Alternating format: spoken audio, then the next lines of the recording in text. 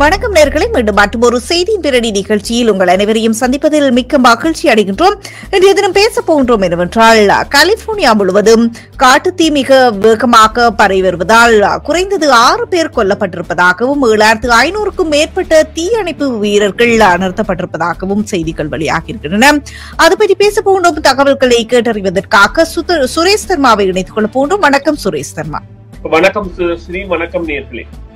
ஆமா, மீண்டும் வரவேற்கின்றோம் உங்களை நிகழ்ச்சிகளுக்கு. நாங்கள் முதலில் குறிப்பிட்டது போல கலிபோர்னியாவில் 7000க்கும் மேற்பட்ட தீயணைப்பு வீரர்கள் நிறுத்தப்பட்டிருக்கின்றார்கள். இறப்பு எண்ணிக்கை தொடர்ந்து அதிகரித்து வருவதாக செய்திகள் வெளியாகியிருக்கிறது. இது பற்றி குறிப்பிட முடியுமா? நிச்சயமாக இது அதாவது இப்பொழுது பார்த்தீர்களானால் இது ஒரு குளிர்காலம்.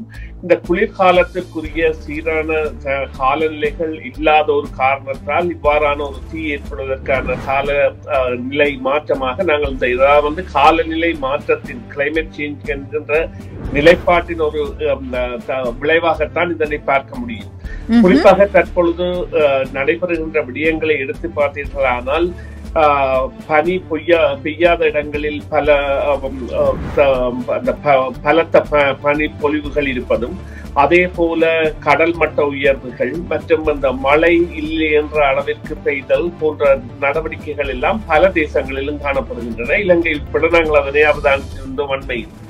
அதன் ஒரு மாற்றமாகத்தான் நாங்கள் இதனை கொள்ள முடியும். இருந்த பொழுதிலும் இப்பொழுது அமெரிக்கா சந்தித்திருக்கின்ற பேரவலம் என்பது அவர்களுக்கு நிச்சயமாக ஒரு பெரிய தலையிடியாக அமைவதற்கான காரணம், இந்த பணக்காரர்கள் இருக்கின்ற பகுதிகள் எல்லாம் துவம்சம் செய்யப்பட்டு பல ஆயிரக்கணக்கான வீடுகள் அழிக்கப்பட்டிருக்கின்றன. நிச்சயமாக இந்த ஹாலிவுட் வரை அவர்கள் செல்கின்ற அளவிற்கு இந்த தீயின்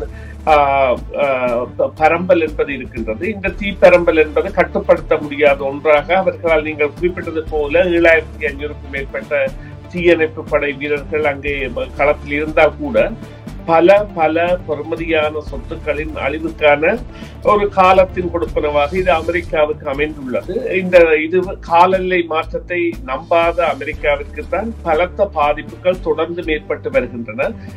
எனவே இதனை நாங்கள் எவ்வாறு குறிப்பிடலாம் என்று கூறினால், நிச்சயமாக இந்த கார்பன் வாயு வெளியேற்றங்கள் மற்றும் காலநிலை மாற்றம் போன்றவற்றில் உலக நாடுகள் அனைத்தும் ஒன்றிணைந்து செயற்படுவதற்கான ஒரு தேவையை இந்த விடயம் காட்டி நிற்கின்றது. உலகம் முழுக்க நடந்த நிகழ்வுகள் இது இங்கே மட்டுமல்ல, பல இடங்களிலும் நடந்திருந்தன.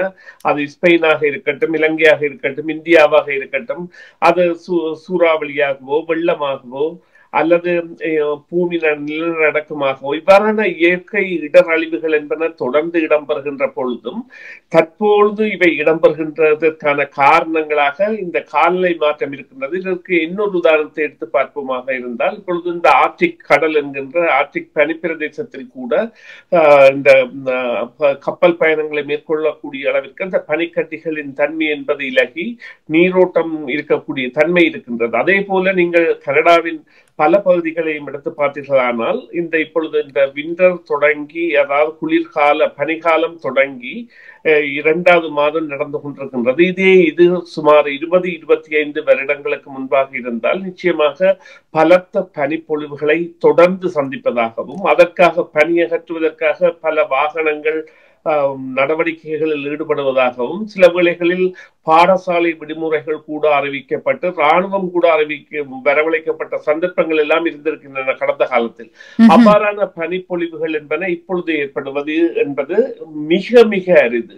முன்னதைய காலத்தில், அதாவது 1990களின் ஆரம்பத்தில் இருந்து 2004-2005 வரையான காலப்பகுதி என்பது இந்த பனிப்பொழிவுகளின் அளவு என்பது அளவுக்கு அதிகம், அதாவது 70-80 சென்டிமீட்டர்கள் அல்லது 100 சென்டிமீட்டர் என்பது ஒரு சாதாரண நிகழ்வாக ஒரு மாதத்தில் 2-3 முறை நிகழக்கூடியதாகவும், இந்த அந்த பனியை அகற்றுவதற்காகவே பல வாகனங்கள், அதை அகற்றுவது மாத்திரமல்ல, அவற்றை ஏற்றி சென்று வேறு இடங்களில் போடுவது மற்றும் அவற்றை எரித்து நீராக்கி ஊற்றுவது போன்ற பல செயற்பாடுகளுக்காக பல கனரக வாகனங்களின் செயற்பாடுகள் இருக்கும். ஆனால் இப்பொழுதெல்லாம் சாதாரணமாக ஒரு பெரிய பாறை ஊற்றி அதாவது அந்த பனியை கரைகளுக்கு தள்ளிவிட்டு செல்கின்ற அளவிற்கு அந்த பனி வீழ்ச்சி என்பது குறைவடைந்து விட்டது. முன்னெல்லாம் அவ்வாறாக இல்லாமல் இருந்த நிலைமைகள் இருந்தது. இவைதான் இதற்கான காரணம். ஆனால் அதனை காலநிலை மாற்றம் உண்மையிலேயே மாற்றங்களை கொண்டு வருகின்றது என்பதை நாங்கள் நம்பியே ஆக வேண்டும். அதற்குரிய செயற்பாடுகளில் ஈடுபட வேண்டும் என்பதற்கு இது இன்னும் ஒரு அபாய அறிவிப்பு. காற்று மணிக்கு 60 மைல் வேகத்தில் வீசுவதனால் இதை சமாளிப்பதற்கான சவால்கள் தான் காணப்படுகின்றது அப்படி சொல்லி தீயணைப்பு அதிகாரிகள் தெரிவித்திருக்கின்றார்கள். ஆகவே இந்த இறப்புகளின் எண்ணிக்கை பற்றி நீங்கள் கூற முடியுமா? எவ்வாறு இருக்க போகிறது? அதை சமாளிப்பார்களா அப்படி சொல்லி நினைக்கின்றீர்களா? இல்லை, உண்மையிலேயே இறப்புகளின் எண்ணிக்கை என்பது எதிர்பார்க்கப்பட்ட அளவிற்கு குறைவாக. இந்த இழப்பு என்பது நிச்சயமாக அமெரிக்கா ஒரு தொழில்நுட்ப ரீதியில் வளர்ந்த நாடு, தொழில்நுட்ப ரீதியில் மிகவும் இந்த ஒருங்கிணைக்கப்பட்ட கட்டமைப்புகளை கொண்ட நாடு என்றபடியால் இந்த தீ வருவதற்கு முன்பாகவே மக்களை வெளியேற்றுவது போன்ற செயற்பாடுகளில் அவர்கள் மிகவும் வெற்றிகரமாக ஈடுபட்டிருந்தார்கள்.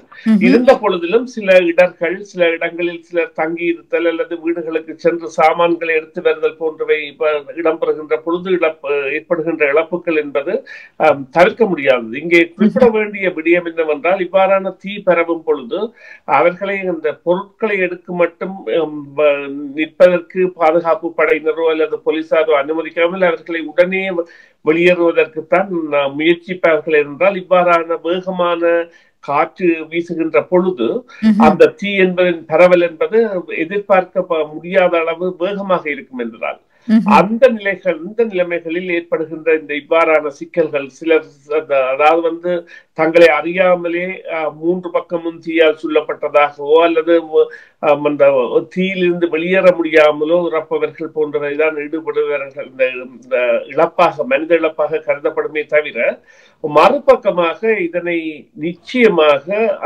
அவர்கள் மக்களை வெளியேற்றுவதில் மிகவும் அவதானமாக இருந்திருப்பார்கள். ஆனால் கால்நடைகள் போன்றவை அவற்றின் வெளியேற்றம் என்பது அங்கே இடம்பெற்றிருக்காது. எனவே இது கட்டுப்படுத்தப்பட்ட இழப்பாகத்தான் பார்க்க முடியும் நாங்கள். அதாவது அந்த தவிர்க்கப்பட முடியாமல் ஏற்பட்ட இழப்புகள் என்றுதான் இதனை பார்க்க முடியும். இவ்வளவு வளர்ச்சியடைந்த நாடு அமெரிக்கா, அதில் ஏன் முன்கூட்டியே தெரிந்திருக்கும் அவர்களுக்கு இப்படி ஒரு காட்டுத்தீ வரப்போகின்றது என்று? ஒரு இழப்பும் ஏற்படாமல் அதை ஏன் தவிர்க்க முடியாமல் இருந்தது? இல்லை, அது நிச்சயமாக எவ்வாறு பார்க்க முடியும் என்றால், நீங்கள் குறிப்பிடுகின்றது போல இந்த செய்மதி மற்றும் பல கண்காணிப்புகள் இருந்தாலும் இந்த பூமி நடுக்கம் இவ்வாறான அழிவுகள் என்பன கேசியம் கூறப்பட முடியாமல் நடைபெறுகிறது.